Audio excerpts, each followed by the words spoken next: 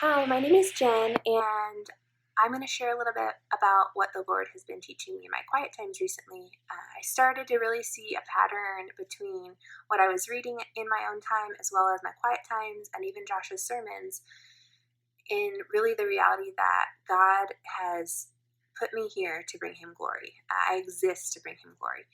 And it doesn't always look, my life doesn't always look the way I planned or I hoped, but ultimately, God is in control.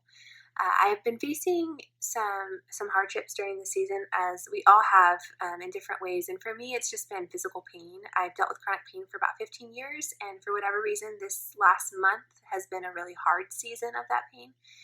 And in the past, I would often respond in either sadness or anger, which Josh had recently mentioned in his sermon, that we can choose three ways to respond: trust in the Lord, which is the right way, or anger or sadness. And I tended towards the other two, which were anger and sadness, or both together sometimes as well.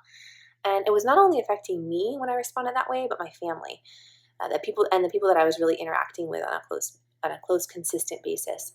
I really started doubting God's goodness for me and my life, as well as my family, and really His care for me. I would question, why God? Why are you doing this? Why can't I just have a break?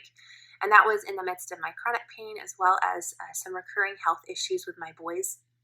And one thing God made consistently clear to me over that season, and in this season, that I was reminded of, is that God's always there. I can always go to Him, and He's always there for me.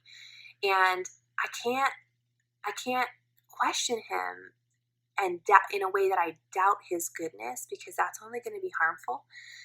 Through my physical pain, I also have just seen that I can't control the outcome, but I can control how I respond with God's help. And that's been a key thing for me that I've been learning, is that I need Him. I can't do this life without Him.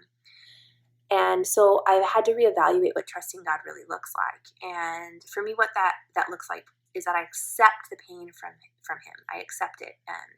And I'm reminded that God never wastes pain, but He uses it to accomplish His purpose, even if that wasn't what I had in mind. And it's a reminder to me that my life is meant to point others to Him, whatever the cost. We honor God by choosing to trust Him when we don't understand. And that's hard, because for me, it's easier to trust God when I understand what's going on and why it's going on. But when I don't understand, that's really a step of faith. So Psalm 16 has been a real comfort to me. I'm just going to read a little bit from it. And it says, "I say to you, Lord, you are my Lord. Apart from you, I have no good thing. Lord, you alone are my portion and my cup. I keep my eyes always on the Lord. With Him at my right hand, I will not be shaken."